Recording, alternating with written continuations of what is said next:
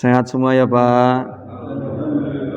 Barakallahu fikum. Ya, pertama saya mengucapkan Aidun Mubarakun, taqabbalallahu minna wa minkum, kullu amin wa antum bi khairin. Semoga Idnya memperoleh keberkahan dan juga semoga Allah menerima segala amal ibadah kita semua dan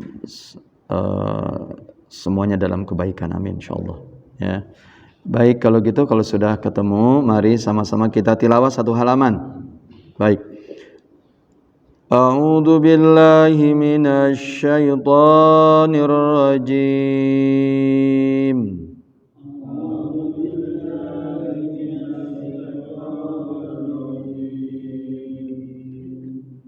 Bismillahirrahmanirrahim.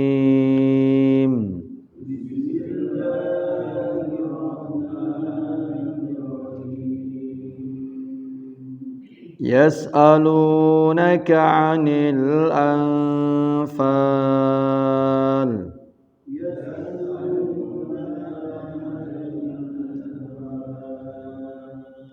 يسألونك عن الأنفال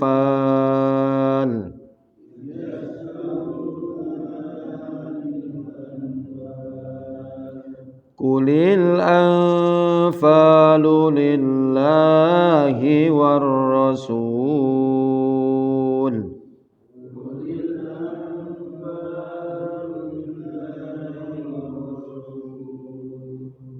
فاتقوا الله وأصلحوا ذات بينكم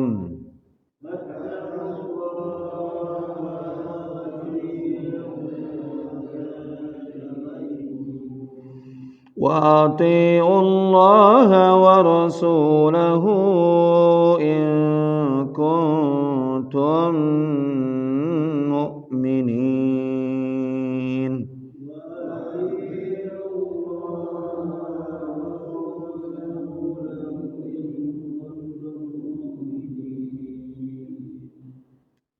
إنما المؤمنون الذين إذا ذكر الله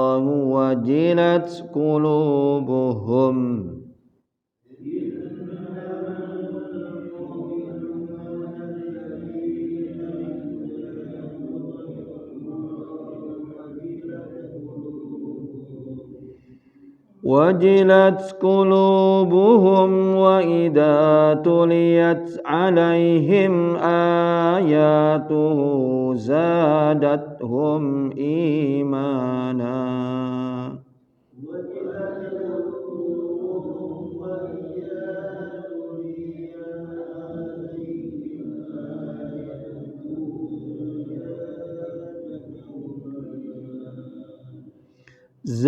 زادتهم إيمانا وعلى ربهم يتوكلون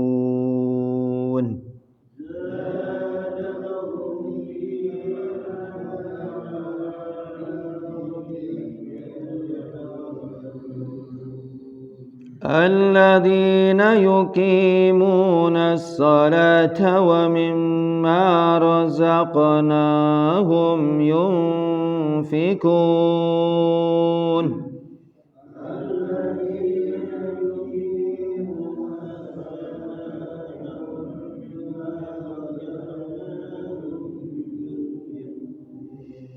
أولئك هم المؤمنون حقا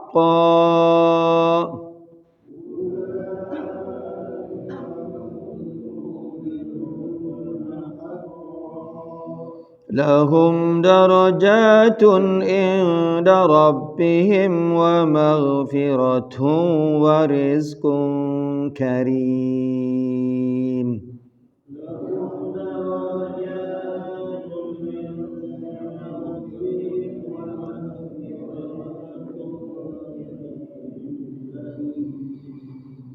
كما أخرجك ربك من بيتك بالحق وإن فريقا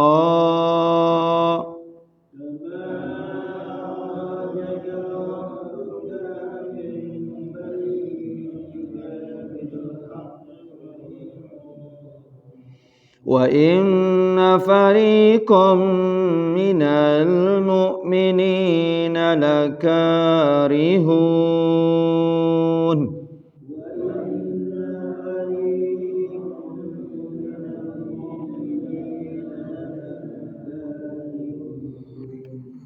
يجادلونك في الحق بعدما تبين كأنما يساقون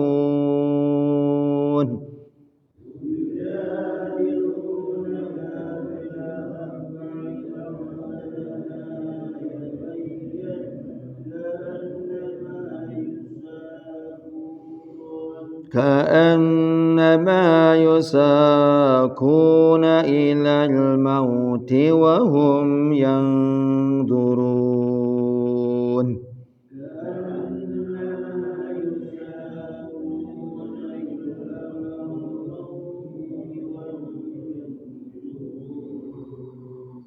وإذ يعدكم الله إحدى الطائفتين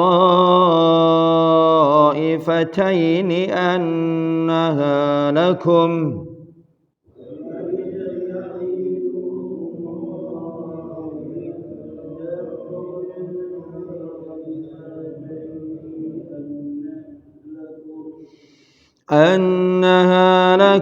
وتودون أن غير ذات الشوكة تكون لكم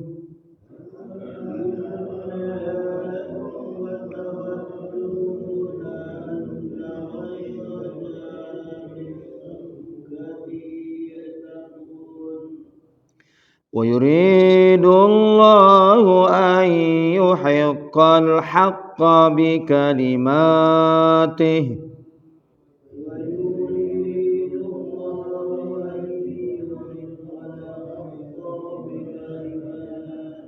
ويقطع دابر الكافرين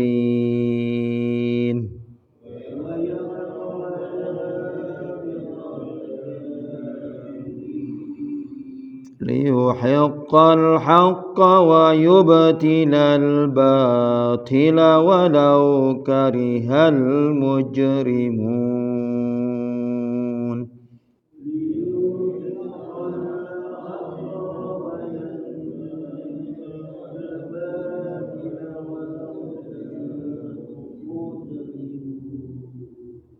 Baik.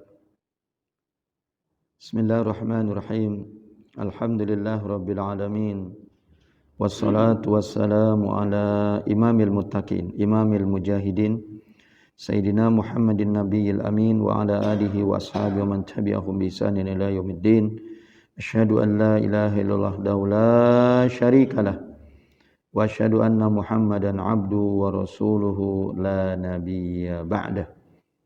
Faqad qala Allah Ta'ala fi kitabihil karim, a'udzu billahi as-sami'il 'alim minasyaitonir rajim. Bismillahirrahmanirrahim. Ya ayyuhalladzina amanu taqullaha haqqa tuqatih wa la tamutunna illa wa antum muslimun. Ya ayyuhalladzina amanu taqullaha wal tanzur nafsum ma qaddamat lighad wattaqullaha innallaha khabirum bima ta'malun. Wa qala Rasulullah sallallahu alaihi wasallam ittaqillaha haitsu ma kunta wa atbi'is sayyi'atal hasanata tamhuha wa khaliqin nasa bi khuluqin hasanin. Shadaqallahul azim wa shadaqa rasuluhul karim. Usikum wa nafsi bi taqwallah faqad fazal muttaqun. Bapak-bapak, saudara-saudara hadirin yang dimuliakan Allah, Alhamdulillah segala puji milik Allah yang telah memberikan kepada kita nikmat yang begitu banyak, sehingga alhamdulillah pada pagi hari ini kita masih diberikan kesehatan oleh Allah sehingga kita bisa menunaikan sholat subuh secara berjamaah. Dan alhamdulillah dilanjutkan dengan kajian yang memang biasa diadakan setiap Sabtu pagi ya. Alhamdulillah. Ikhwani fillah yang dirahmati Allah,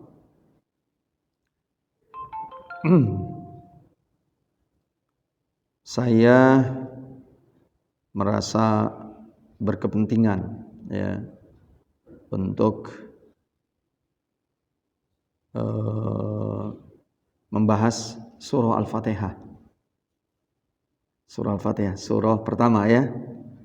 Makanya namanya juga Al-Fatihah. Al-Fatihah itu artinya pembuka.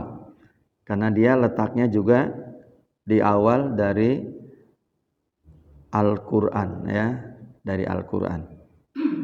Surah Al-Fatihah, surah pembuka. Dia disebut juga dengan Ummul Qur'an. Makanya sering kita ya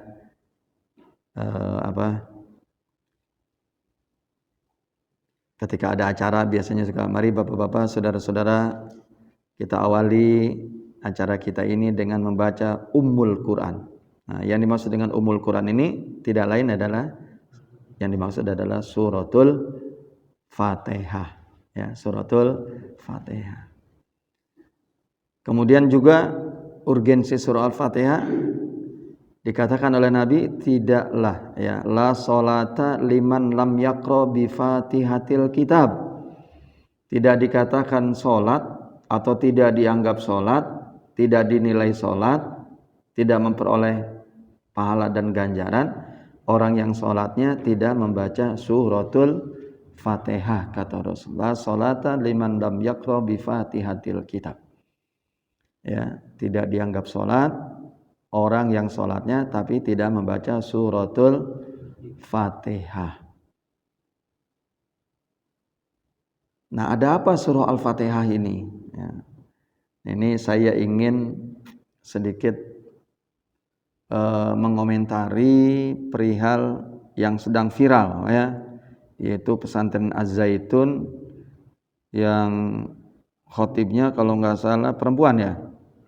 Ya, dan lebih heboh lagi ya, mengucapkan salamnya ternyata salam Yahudi. Ya. Apa? Salam Elechem atau siapa namanya ya? Nah, ini sebenarnya dalam surah Al-Fatihah itu Allah sudah begitu gamblang. Ya. Sudah begitu gamblang bagaimana hidup seorang muslim, bagaimana hidup seorang mukmin. Coba perhatikan di ujung ayat itu, dua ayat itu bunyinya bagaimana? Ayat 6 dan 7. Ihdinas siratal mustaqim siratal ladzina an'amta alaihim ghairil maghdubi alaihim waladdallin. Apa artinya ihdinas siratal mustaqim? Ya Allah, tunjuki kami, bimbinglah kami ke jalan yang lurus. Ya, kita minta kepada Allah itu jalan yang lurus, minta dibimbing. Terus jalan yang lurus Allah jawab, siratal ladzina an'amta alaihim ghairil maghdubi alaihim waladdallin.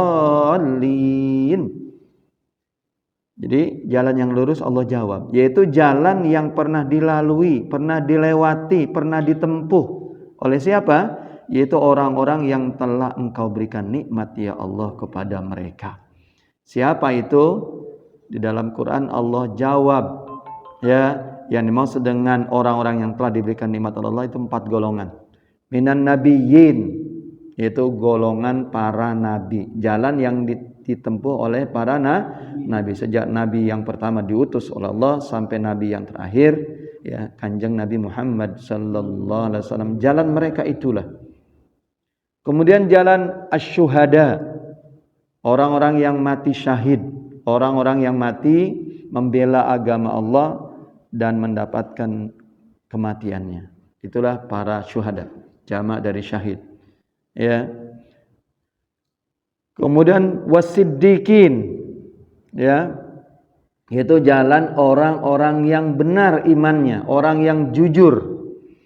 Antara tutur katanya mengatakan iman, hatinya juga meyakini keimanannya, dan perilaku dan perbuatannya juga membuktikan bahwa dia adalah sebagai seorang mukmin. Makanya para ulama mengatakan bahwa iman itu meliputi 3. Diucapkan melalui lisan, diyakini melalui hati, dan dibuktikan, direalisasikan melalui anggota badannya. Itulah disebut dengan iman yang benar, hakikat iman. Ya, jadi para siddiqin, orang-orang yang jujur, orang-orang yang benar imannya. Kemudian yang keempat adalah jalan para solihun atau solihin, ya, jalan orang-orang soleh sejak dahulu, ya, orang-orang yang hidupnya berusaha ya melakukan kebaikan-kebaikan sesuai dengan apa yang dijelaskan di dalam kitab-kitab mereka. Artinya kitab mereka itu karena setiap nabi, setiap generasi kitabnya berbeda-beda. Generasi Nabi Musa alaihi salam, ya kitabnya adalah kitab Taurat. Ya, generasi Nabi Daud alaihi salam, ya kitabnya adalah kitab Zabur. Generasi Nabi Isa umatnya kitabnya adalah kitab Injil, dan umat Nabi Muhammad sallallahu alaihi wasallam kitabnya adalah Al-Qur'anul Karim. Nah, orang-orang soleh itu adalah orang-orang yang berusaha dalam hidupnya ini melakukan kebaikan-kebaikan sesuai dengan ajaran yang disampaikan oleh para nabi dan rasul-rasul mereka. Ya. Nah, itulah jalan yang kita mohonkan kepada Allah. Lalu dipertegas, ghairil maghdubi alaihim waladdallin, yaitu bukan jalan yang dilalui oleh orang-orang yang maghdub, orang yang dibenci, orang yang tidak disukai. Para ulama, ya mufassirin, para ahli tafsir, ulama tafsir menjelaskan yang dimaksud dengan maghdub, orang yang dibenci, tidak disukai oleh Allah, yakni an-nasara, ya jalan orang-orang Nasrani. Kenapa orang Nasrani dikatakan sebagai kaum yang maghdub, dibenci oleh Allah, tidak disukai oleh Allah? Karena mereka punya kitab suci, tapi kitab sucinya tidak dipakai, tidak diamalkan. Ya, kitab sucinya tidak diamalkan. Mungkin Bapak masih buka di YouTube, ya. Itu Dr. Zakir Naik, ya. Beliau sering mengatakan dalam ceramahnya, orang yang paling mengikuti kitab Injil siapa? Kaum Nasrani atau kaum muslimin? Kaum muslimin itu sendiri. Karena seperti ajaran sholat itu, ya, itu ajaran ada di dalam kitab Injil. Siapa yang melakukan sholat? Kaum muslimin. Sunat bagi laki-laki, ya, yang melakukan sunat itu siapa? Kaum muslimin. Berwudu, siapa yang melakukan wudu sebelum sholat? Kaum muslimin. Para wanitanya berkerudung, pakai jilbab, siapa? Orang Nasrani atau wanita muslimin? Kaum muslimin. Makanya kata beliau itu, ya, jadi orang yang paling mengaplikasikan kitab Injil itu adalah kaum muslimin. Makanya ada seorang mahasiswi IPB, Bapak buka YouTube, ya, asalnya dari Batak, Simalungun apa dari mana ya? Simalungun itu Batak ya, bukan Betawi kan? Simalungun, ya. Dia waktu itu baru jadi mahasiswa awal di IPB. Akhirnya dia dengar ceramah itu, akhirnya membuat dia masuk Islam. Bapak masih lihat? Ada. Akhirnya seluruh beasiswanya dari kabupatennya diputus, ya kan? Ya, ada kan? Ada tuh wanita cantik masuk Islam, itu gara-gara perkataan Zakir Naik, ya, orang yang paling mengaplikasikan Islam itu, mengaplikasikan kitab Injil itu adalah kaum muslimin ternyata. Orang Nasraninya sendiri ternyata tidak mengamalkan kitab sucinya. Pantas wajar kalau Allah menyebutnya ghairil maghdubi alaihim. Ya. Jadi bukan jalan orang-orang yang dimurkai dan dibenci oleh Allah. Siapa itu? Yang dibenci oleh Allah adalah orang Nasrani. Apa alasannya orang Nasrani dibenci oleh Allah?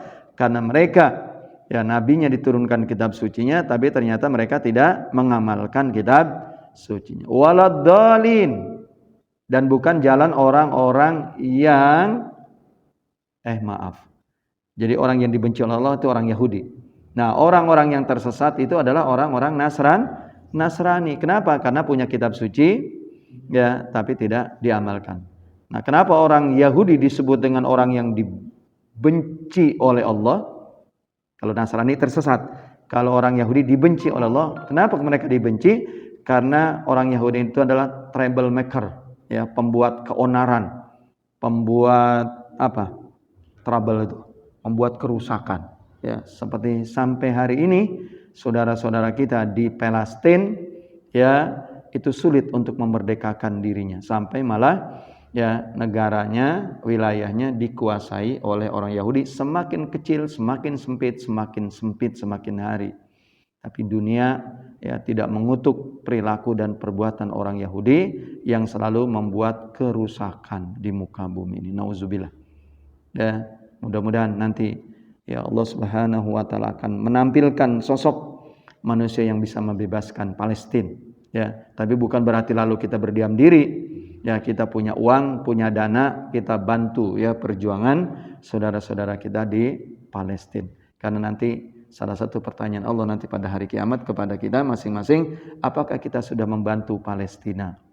Ya, karena dulu di zaman Nabi juga ada seorang wanita, "Wahai Rasul, saya tidak bisa pergi ke Palestina. Apa yang bisa saya lakukan?" Kata Nabi, "Kamu sumbang, kamu berkontribusi, kamu berinfak, bersedekah walaupun hanya sekedar untuk menyalakan lampu pelita yang ada di Masjidil Aqsa, ya, yaitu di Palestina. Ya, ini kalau ada munasoroh, ya, kalau ada acara pembelaan terhadap Palestina, kadang-kala ada orang Palestina. Itu kalau di Insan Madani sekolah saya tuh, itu ada setiap tahun itu menjelang akhir Ramadan, biasa anak-anak kelas 5 dan kelas 6 ada pesantren kilat. Biasanya yang membimbing kakak-kakak kelasnya yaitu santri-santri dari Husnul Khotimah Kuningan. Itu biasanya mereka libur dikasih proyek oleh sekolahnya, oleh pesantrennya untuk mengadakan pesantren kilat di sekolah-sekolah yang bisa menerimanya, ya, sekolah yang bisa menerimanya. Lalu di antara sesi acaranya itu ada ya ulama dari Palestina, ya, di antaranya untuk menjelaskan kondisi Palestina terkini dan biasanya sekaligus yaitu mengumpulkan dana untuk perjuangan saudara-saudara di Palestina. Jadi kalau nanti umpamanya di musola kita juga ini, di masjid ini juga ada acara itu, ya kita pun ikut berkontribusi, ya ikut membantu perjuangan mereka, ya. Nah, ikhwani fillah rahimakumullah. Jadi di dalam Al-Qur'an begitu gamblang, begitu jelas, ya, yaitu tentang jalan yang kita mohonkan kepada Allah, yaitu jalan yang pernah dilalui oleh siapa tadi? 4 golongan. Para nabi, ya, para syuhada, para siddiqin dan para solihin. Sekaligus kita mohon kepada Allah bukan jalan siapa? Jalan orang-orang Yahudi dan bukan jalan orang-orang Nasrani. Karena orang Yahudi disebut sebagai troublemaker, orang-orang yang magdub, dibenci, tidak disukai Allah, dan juga bukan jalan orang-orang Nasrani, itu jalan orang-orang yang tersesat, ya, tersesat. Ikhwani fillah yang dirahmati Allah. Jadi ya seperti pesantren Az-Zaitun itu pimpinannya ya Syekh Panji Gumilang, ya kesesatannya sudah begitu nyata. Ya, kesesatannya sudah begitu nyata. Kenapa? Karena salam yang sudah jelas di dalam Al-Qur'an, Rasulullah mengajarkan salam, ya, assalamualaikum, ternyata diganti dengan salamnya adalah salam yang dilakukan oleh orang-orang Yahudi di sinagog, ya. Salam orang-orang Yahudi di sinagog. Padahal di dalam hadis cukup banyak, ya, contoh Rasulullah tidak menginginkan umat Islam ini sama dengan umat Yahudi atau Nasrani, atau juga umat-umat yang lain, karena Islam itu juga punya aturan, ya, punya aturan. Kalau kita sendiri aturan kita ngikut dengan aturan mereka, buat apa, ya kan? Adanya Quran dan Sunnah. Justru dengan turunnya Quran dan Sunnah, agar kaum muslimin itu punya tata cara ibadah, perilaku, muamalah yang jelas. Bagaimana ia beribadah, bagaimana ia bermuamalah, itu jelas di dalam Quran dan Sunnah. Termasuk masalah salam, ya, termasuk salam. Jadi di dalam Al-Quran sudah diperintahkan kita bagaimana mengucapkan salam, ya. Ucapan salam kita adalah assalamualaikum, paling pendek, Kalau kita mau panjangin lagi, Assalamualaikum warahmatullah. Kita mau panjangin lagi, Assalamualaikum warahmatullahi wabarakatuh. Termasuk ya, yaitu memanggil orang untuk sholat. Dulu para sahabat juga sudah mengusulkan, yaitu dengan membunyikan lonceng, dengan membunyikan kentongan dan lain sebagainya. Tapi Rasulullah SAW tidak menyetujuinya. Akhirnya sampai Sayyidina Umar ibn al-Khattab bermimpi, ya, yaitu memanggil sholat adalah dengan mengumandangkan azan. Itu berdasarkan mimpi Sayyidina Umar dan Rasulullah setuju. Ya, itulah cara kita memanggil orang untuk melakukan sholat berjamaah. Dalam Al-Quran disebutkan tentang salam itu. Ya, wa idza huyyitum bi tahiyyatin fa ahsanu bi ahsana minha faruddu bi ahsana minha, kata Allah. Jadi apabila ya diucapkan salam kepada kamu, maka jawablah salam itu dengan yang lebih baik daripada itu. Jadi ketika orang mengucapkan salam assalamualaikum, minimal kita menjawab waalaikumsalam. Ya, atau kita panjangin sedikit jawabannya, itu begitu. Malah kalau kita mau masuk rumah ya sendirian pun kita diperintahkan mengucapkan salam. Jadi kalau ada penghuninya kita mengucapkan assalamualaikum, karena assalamualaikum artinya, atau assalamualaika karena artinya adalah semoga keselamatan bagi kamu. Ya, atau boleh kita menggunakan jama' assalamualaikum, semoga keselamatan bagi kalian. Walaupun yang di dalam rumah orangnya hanya ada satu orang saja, itu enggak apa-apa. Boleh menggunakan assalamualaika, boleh assalamualaikum. Nah, kalau tidak ada orang, tetap kita disunahkan mengucapkan salam. Assalamu ala ibadillahis sholihin. Assalamu ala ibadillahis sholihin. Assalamu ala ibadillah. Semoga keselamatan bagi hamba Allah yang baik-baik. Karena di dalam rumah kita tidak tahu. Mungkin manusia memang tidak ada, tapi ada hamba-hamba Allah yang ada mungkin di rumah kita. Betul, manusianya kosong. Ya, tapi makhluk Allah yang lain, katakanlah bahwanya malaikat atau juga mungkin jin yang muslim, yang mukmin, ya, maka kita disunahkan tetap mengucapkan assalamu ala ibadillahis sholihin. Nah, ini sudah jelas-jelas ya perintah salam dan bagaimana mengucapkan salam ya ada di dalam Quran dan juga hadis Rasulullah sallallahu alaihi wasallam, malah dengan sengaja ya diganti dengan salam yang selama ini dipakainya oleh orang-orang Yahudi. Nah, ini di dalam sebuah hadis Rasulullah, man tasyabbaha biqaumin fahuwa minhum.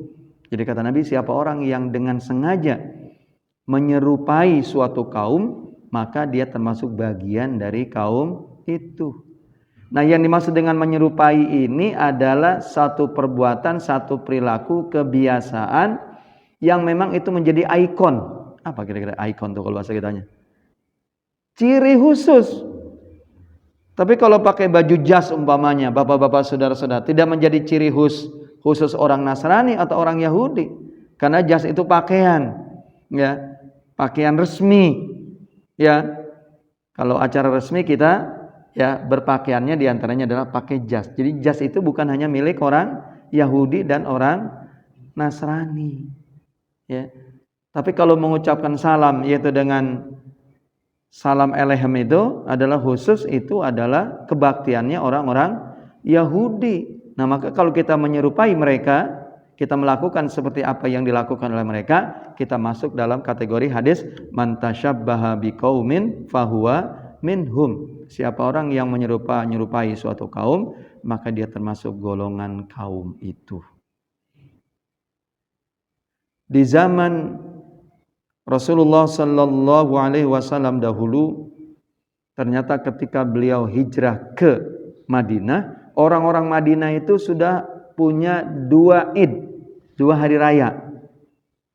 Dua hari raya. Dua hari raya mereka itu adalah dua hari raya ya meniru orang-orang Persia. Ya, jadi dulu orang-orang di Madinah itu mereka meniru hari rayanya orang-orang Persia. Yang orang Persia agamanya adalah agama Zoroaster. Ya, agama Zoroaster namanya, atau agama Yahudi. Ya, agama Yahudi. Agama Majusi, menyembah api. ada Tuhan gelap, ada Tuhan terang. Begitu pendapat mereka. Nah, ada hari rayanya. Nah, ketika Rasulullah datang ke Madinah, yaitu hijrah, kata orang-orang Madinah, "Ya Rasulullah, kami sudah punya 2 hari raya," yaitu meniru hari rayanya orang-orang Majusi, orang-orang Persia. Kata Rasulullah, "Aku ganti dengan hari raya yang lebih baik daripada itu." Yaitu hari raya apa? Hari raya Idul Fitri dengan hari raya Idul Adha. Apa yang dilakukan ketika 2 hari raya itu? Kalau Idul Fitri kita disunahkan untuk pergi ya, yaitu ke tanah lapang menunaikan sholat, dan disunahkan sebelum berangkat ke tempat sholat, umpamanya ke tanah lapang atau ke masjid, disunahkan kita mandi terlebih dahulu seperti mandinya hari Jumat. Ya, seperti mandi hari Jumat, artinya seluruh tubuhnya dibasahi, dialirkan oleh air. Kemudian diperintahkan pakai baju yang terbaik yang kita miliki. Jadi bukan sombong ya, kalau imam atau jamaah pakai baju jas dan lain sebagainya, itu enggak apa-apa. Justru bagus ya, pakai baju spesial untuk sholat Idul Fitri. Kemudian yang punya parfum juga disunahkan ya memakai parfum. Kemudian diperintahkan berjalan yang antara pergi dan pulangnya berbeda jalannya. Jadi Pak Masyur kalau pergi jalan dari gang sini langsung ke masjid, tapi pulangnya lewat gang Ustaz Hasibuan almarhum. Sono ya. Itu disunahkannya ya begitu. Bisa jadi salah satu hikmahnya kenapa kita antara pergi dengan pulang itu berbeda, bisa jadi yang pertama tujuannya agar bekas-bekas ya langkah kita ya itu menjadi semakin banyak, kemudian bisa jadi silaturahmi. Ya, silaturahmi kita menjadi semakin banyak. Ya, maka pergilah kita ke tanah lapang atau ke masjid. Kemudian sholat 2 rakaat dan khatib biasanya menyampaikan khutbah Idul Fitri.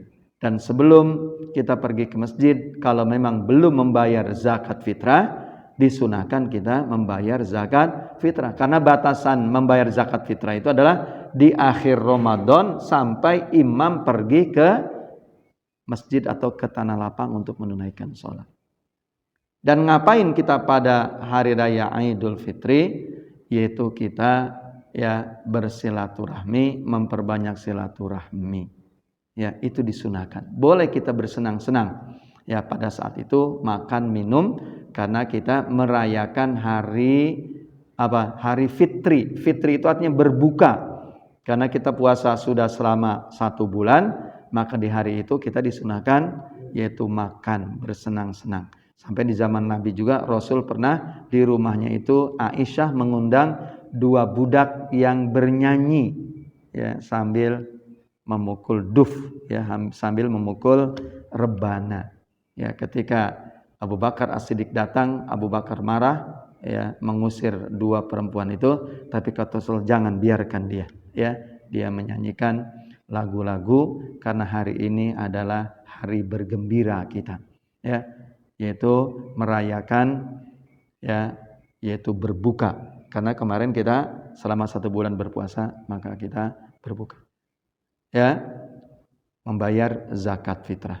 Dan Idul Adha kita diperintahkan berangkat di pagi hari ya, terlebih dahulu tidak makan. Tapi kalau Idul Fitri kita disunahkan makan. Kalau Idul Adha justru kita belum makan, biar segera menunaikan sholat, nanti segera menyembelih hewan kurban untuk diberikan kepada fuqara dan masakin, supaya fuqara masakin juga ya memperoleh daging kurban sehingga mereka juga ikut bersenang pada hari itu. Nah, jadi Rasul mengganti hari raya orang-orang Madinah yang mereka meniru, yaitu orang-orang Persia, diganti dengan 2 hari raya yang terbaik. Begitu pula ya, yaitu ketika Rasul hijrah juga kata orang-orang Madinah, "Ya Rasulullah, orang-orang Yahudi itu sudah berpuasa hari ini." Ya, yaitu tanggal 10 Muharram. Hari Asyura tanggal 10. Ngapain mereka berpuasa? Yaitu memperingati kemenangan Nabi Musa alaihissalam diselamatkan oleh Allah dari kejaran Fir'aun dan bala tantaranya di Mesir Allah selamatkan. Musa sampai ke daratan pantai berikutnya, sementara Fir'aun dan bala tentaranya ditenggelamkan oleh Allah Subhanahu wa taala. Untuk memperingati ya kemenangan Nabi Musa, orang-orang Yahudi biasa tanggal 10 itu berpuasa. Ya. Kemudian kata Rasulullah, selisihilah puasanya orang-orang Yahudi. Ya, diperintahkan untuk menyelisihi puasanya orang-orang Yahudi. Jangan sampai sama. Kata Rasulullah, puasalah kalian sejak tanggal 9-nya. Ya, supaya berbeda dengan puasanya orang-orang Yahudi. Jadi hampir perbuatan ya itu diperintahkan untuk menyelisihi orang non-muslim. Termasuk orang-orang musyrik pada saat itu. Nah ini ya, itu mereka lebih mengutamakan memelihara kumis daripada memelihara jenggot. Maka Rasul juga memerintahkan ya kepada para sahabat untuk menyelisihi orang-orang kafir. Jadi kata Rasulullah, selisihilah orang-orang kafir kalau mereka senang memelihara apa? Memelihara kumis, mencukur jenggotnya. Kalau kalian justru memelihara jenggot dengan mencukur kumis kalian. Begitu Ustaz Mazkur. Ya, walaupun mungkin hanya 2-3 lembar, karena orang Indonesia ini enggak terlalu banyak yang tumbuh apanya nih? Tumbuh jenggotnya bagus kayak orang-orang Timur Tengah atau orang mana? Orang Pakistan ya. Orang sana tuh memang jenggotnya bagus-bagus ya. Kalau di kita ini ya enggak banyak tumbuhnya ini di sini ya. Jadi kalau orang sana tumbuhnya malah dari sini ya, nyambung ke sini. Cakep begitu. Enggak apa-apa ya. Kita menjalankan perintah Rasulullah sallallahu alaihi wasallam. Tapi bukan berarti orang yang tidak berjenggot saya katakan itu haram ya, enggak ya. Sunnah ya, sunnahnya kita memanjangkan jenggot ya, membersihkan kumis ya. Begitu dalam Islam tuh. Jadi kita tidak boleh menyamai suatu kaum kalau memang itu menjadi ikon ya, menjadi ciri khusus dia, apalagi kalau sudah ibadah. Ya seperti mengucapkan apa? Salam alaikum itu ya. Salam alaikum itu adalah ya itu kebiasaan orang-orang Yahudi. Karena dalam Islam itu salam itu sudah dijelaskan.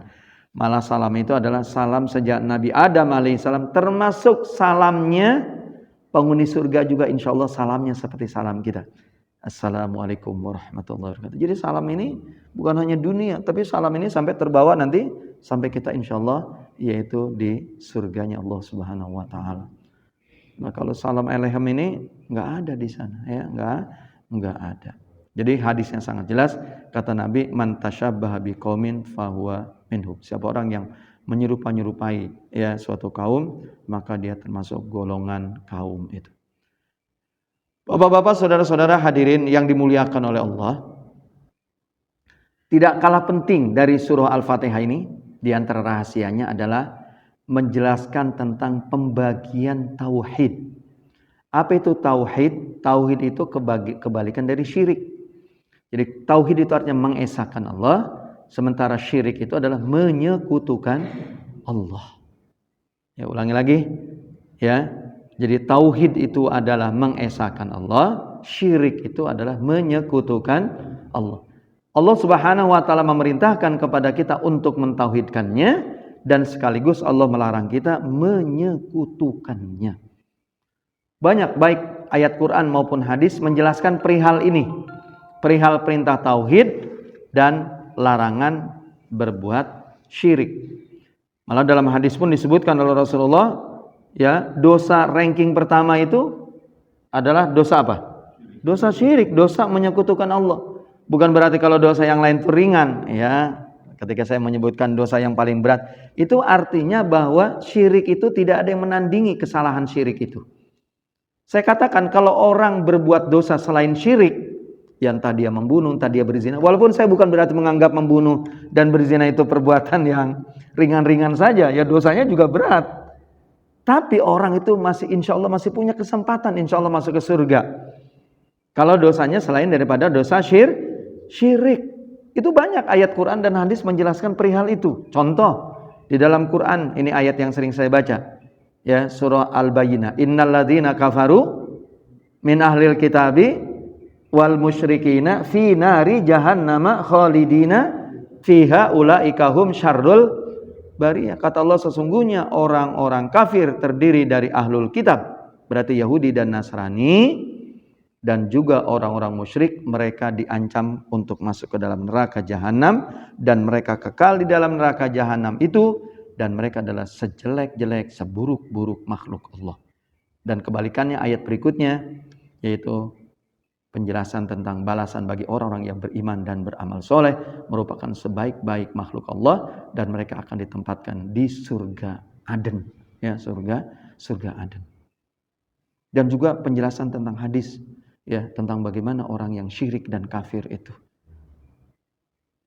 Tapi kalau dosa lain selain daripada dosa syirik, dosa kafir, insya Allah seberat apapun dosanya yang dia bawa, insya Allah dia tetap memperoleh ampunan dari Allah Subhanahu wa Ta'ala, walaupun dia harus disiksa, ya, dalam jangka waktu yang sangat lama. Karena ada hadis, ya, ini juga sering saya jelaskan, ada orang yang nanti masuk ke surganya paling terakhir, ya. Itu berarti dia di nerakanya, ya, sangat lama, tapi akhirnya dia tetap masuk ke dalam surga. Tapi kalau kafir dan syirik disebutnya khalidina fiha, ya, fi nari jahannam khalidina fiha, ya, khalidina fiha, mereka kekal abadi. Nah, jadi kita kembali lagi.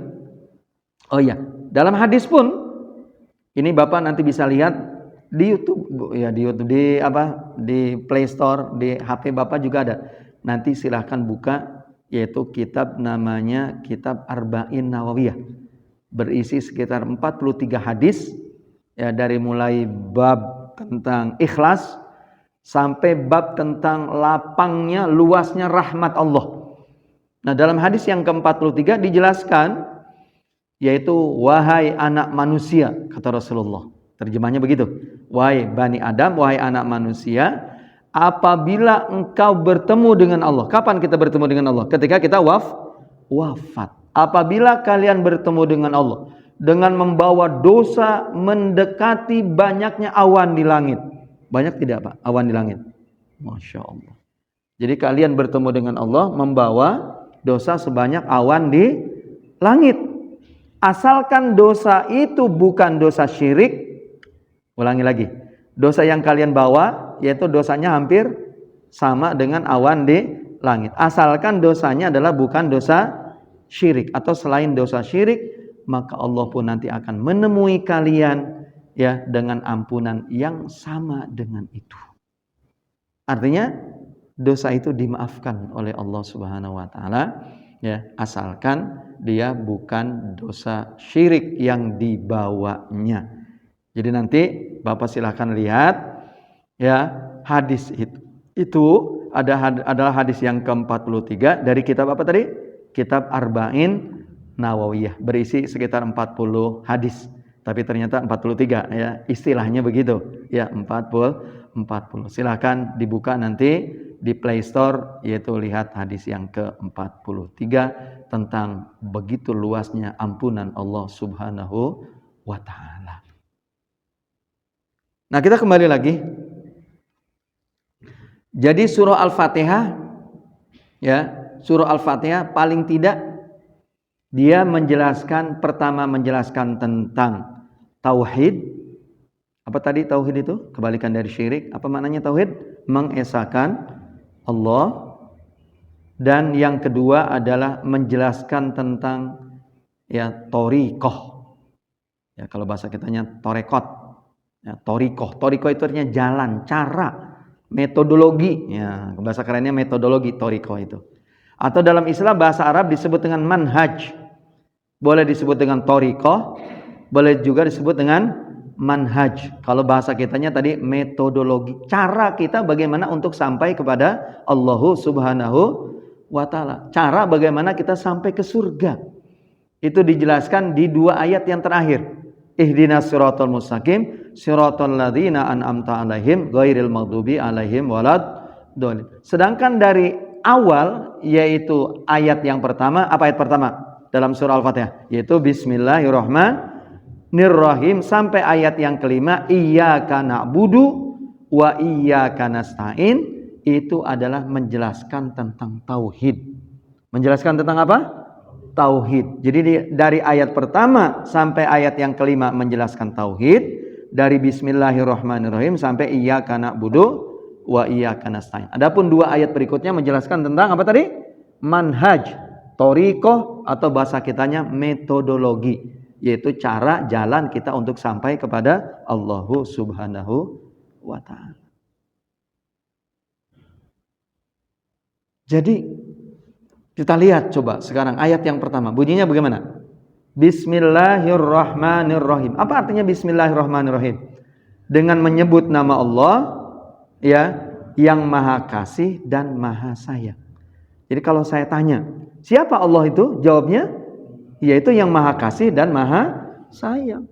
Yang kasih dan sayangnya Allah itu tidak terbatas. Sayang dan kasihnya Allah tidak terbatas. Ya. Makanya disebutkan dalam sebuah hadis, Allah Subhanahu wa ta'ala memiliki 100 kasih sayang, 99 ditahan nanti khusus hanya untuk orang beriman, sedangkan 1 diturunkan sekarang ke dunia ini. Sampai kata Rasul, semua makhluk Allah kebagian kasih sayang Allah. Sampai binatang buas pun kata Rasulullah, dia angkat kakinya, ya jangan sampai kakinya menginjak apa?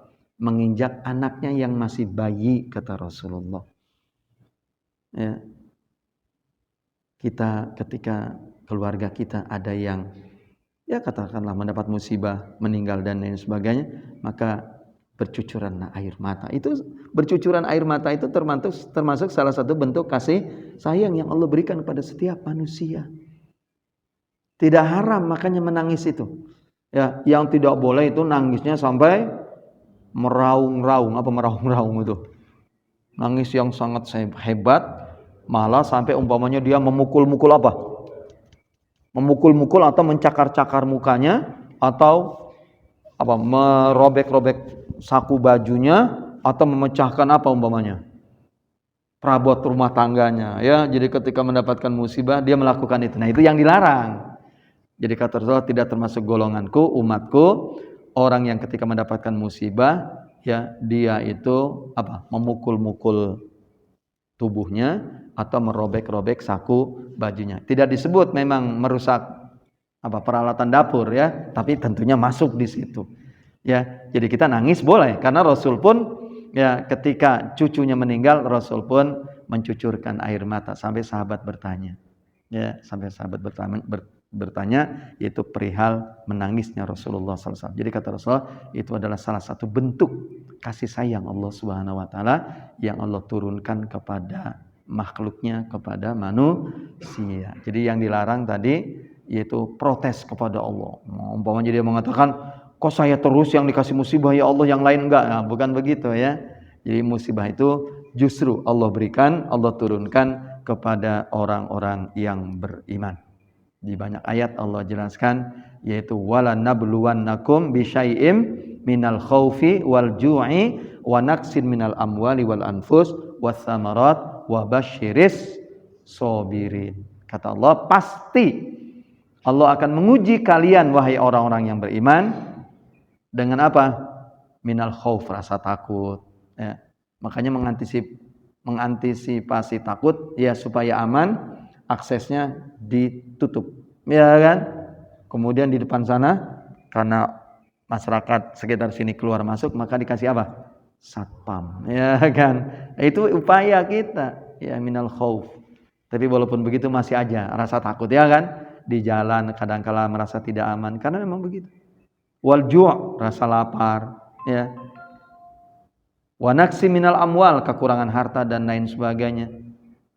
Wal anfus, ya, atau ujian berupa jiwa, ya, penyakit atau kematian dan lain sebagainya. Itu ujian orang beriman. Makanya Allah mengatakan wa basyiris sabirin. Maka beruntunglah, berbahagialah, ya, yaitu orang-orang yang bersabar. Siapa orang yang bersabar? Ketika ditimpa musibah, ya, orang-orang yang bersabar ini adalah dia mengucapkan apa? Inna lillahi wa inna ilaihi raji'un. Sesungguhnya kami milik Allah, ya, dan kami akan kembali kepada Allah. Lalu dia mohon apa? Ya Allah, ya, yaitu kau ganjar aku dengan pahala, dengan surga, ya, karena dengan musibah ini, dan kau ganti ya Allah dengan yang lebih baik. Ya, kehilangan harta, insya Allah Allah ganti dengan harta yang lebih baik daripada itu. Kehilangan cucu umpamanya Allah ganti nanti dengan yang lebih baik dan lain sebagainya. Begitu ya, kita siap untuk menerima musibah yang Allah Subhanahu wa taala turunkan. Bagaimana respon kita, yaitu dengan sabar ya, dan menyerahkannya kepada Allah Subhanahu wa taala. Jadi bismillahirrahmanirrahim.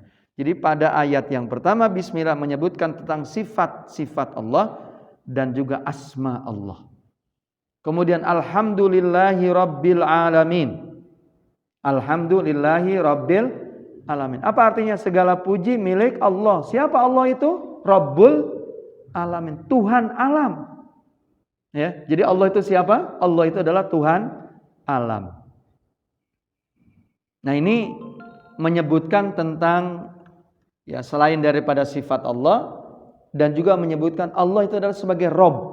Allah sebagai apa? Sebagai Rabbun. Apa itu Rabbun? Tuhan kalau bahasa kitanya. Ya, kalau dalam bahasa Inggrisnya God. Kalau dalam bahasa Jawanya mungkin apa nyebut Tuhan? Ada bahasa Jawa Tuhan apa nyebutnya? Gusti ya? Gusti. Iya memang begitu, Gusti. Orang Sunda apa? Mana orang Sunda? Nyebut Allah apa? Hah? Kanjeng. Bukan. Gusti juga sama? Gusti Allah ya, Gusti Allah. Iya, Gusti Allah. Nah, kita sebagai seorang muslim, sebagai seorang mukmin menyebut Allah itu adalah Allah, karena Allah itu nama diri. Makanya orang-orang ahli bahasa mengatakan bahwa Allah itu tidak ada asal katanya. Contoh, ini sedikit bahasa. Masykur itu diambil dari kata syakaro, artinya syakaro bersyukur. Ya. Masykur artinya yang disyukuri. Jadi orang tuanya merasa berterima kasih kepada Allah. Lahir bayinya laki-laki, cakep, ganteng, bagus, ya kan? Bisa nangis lagi, ya. Udah kalau gitu kita kasih nama aja nih, ya. Nih masykur namanya, ya. Jadi yang disyukuri, ya, begitu. Jadi ada asal katanya. Tapi kata Allah itu tidak ada asal katanya. Beda dengan kata Ar-Rahman. Kan salah satu asma Allah diantaranya tadi disebut dengan Ar-Rahman. Kemudian lagi Ar-Rahim. Ya, Ar-Rahman, Ar-Rahim itu ada asal katanya. Jadi kata Ar-Rahman ya itu artinya menyayangi. Rahim juga sama karena dari Rahima, Rahima yarhamu. Ya, Rahima yarhamu. Rahim itu artinya zat yang maha kasih sayang. Lagi kata Ghaffar, ya salah satu asma Allah itu adalah Ghafur atau Ghaffar. Ghafur atau Ghaffar itu asal katanya Ghafaro. Apa artinya Ghafaro? Yaitu mengampuni. Ya, mengampuni. Ya, mengampuni. Ya. Kemudian Allah itu adalah Jabbar, Jabaro. Jabaro itu artinya memaksa. Makanya Allah itu memaksa. Memaksa itu karena aturan-aturan yang sudah Allah turunkan kadang-kala terkalahkan. Ya, ketika Allah Subhanahu wa taala ingin menampakkan kekuasaannya. Contoh, asalnya api itu apa? Hukumnya api itu apa? Membakar. Tetapi ketika Allah ingin memuliakan nabinya Ibrahim alaihissalam ketika dihukum oleh Raja Namrud, disaksikan oleh masyarakatnya di tanah lapang, dibakar, ya api yang sangat tinggi, ya nyalanya itu, kobarannya, ya dilemparkanlah Namrud. Konon katanya Namrud itu melemparkannya bukan oleh manusia. Bapak tahu dulu ketika kita kecil suka nyelepet burung itu, ya dari kayu yang begitu ya kan, ini dikasih karet. Nah itu ini dua pohon atau kayu begitu tinggi dikasih kayak karet begitu, ditarik rame-rame, ya Nabi Ibrahimnya ditarik rame-rame begitu, kemudian karetnya itu dilepas, maka lari ke sana, ya ke kobaran, ke tengah-tengah kobaran api. Tapi ternyata api itu tidak membakar Nabi Musa. Jangankan ya Nabi Musa mulu, Nabi Ibrahim alaihissalam, jangankan Ibrahim, ya pakaiannya pun tidak terbakar. Kenapa? Karena Allah memberikan wahyu kepada api, berfirman kepada api agar api itu dingin, ya tidak membakar Nabi Ibrahim alaihissalam. Ya narukuni bardaw wa salam. Hukum api itu adalah membakar, tapi ketika Allah ingin memuliakan nabinya, ya, sebagai mukjizatnya tidak terbakar. Nah, itulah salah satu sifat Allah atau asma Allah adalah Al-Jabbar. Itu maksudnya. Jadi Allah menurunkan hukum api itu adalah membakar, ya, tapi kali ini api tidak ya menghanguskan Nabi Ibrahim. Air hukumnya menenggelamkan, membuat orang bisa jadi isdet.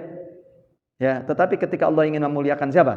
Nabi Musa alaihissalam, ya, maka air itu tidak menenggelamkan Nabi Musa alaihissalam, tetapi ketika Fir'aun dan bala tentaranya melewati laut itu, air itu ternyata Allah tenggelamkan. Nah, itu namanya Allah memiliki sifat Jabbar. Ya. Nah, Asmaul Husna itu yang disebutkan dalam sebuah hadis kata Rasulullah, ya, innalillahi tis'atan wa tis'ina isman. Jadi sesungguhnya Allah memiliki nama sebanyak 99, yaitu mi'ah illa wahid, yaitu 100 kurang dari 1, man ahsoha atau man hafidhoha, ya, dakhalal jannah. Siapa orang yang menghafalnya atau menghitungnya atau menguasainya, maka dia masuk ke dalam surga.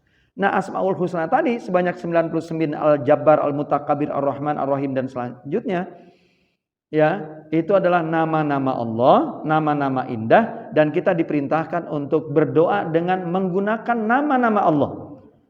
Fad'uhu biha, kata Allah, berdoalah kamu, memohonlah kamu kepada Allah dengan nama-namanya dan yang mana saja. Makanya kita disunahkan kalau berdoa itu diawali dengan menyebut nama-nama Allah yang indah. Ya Jabbar, ya Mutakabbir, ya Ghani, wahai yang maha kaya, berikan aku kekayaan.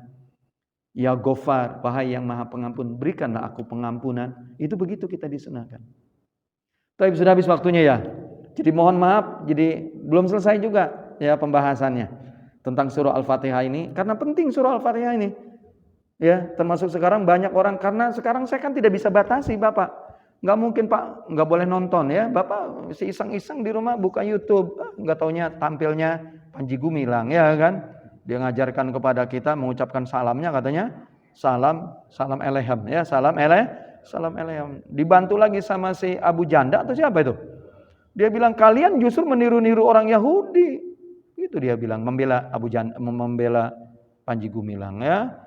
Jadi justru kita diperintahkan oleh Abu Janda yang mengucapkan salam elehem itu tadi.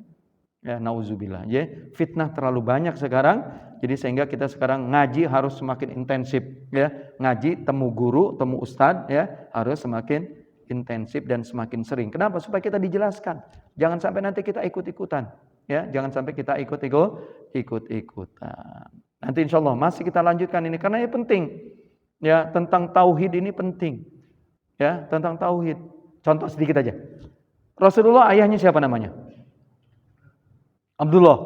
Rasulullah namanya, ayahnya adalah Abdul. Apa arti namanya Abdullah? Nama Abdullah itu artinya apa? Hamba Allah.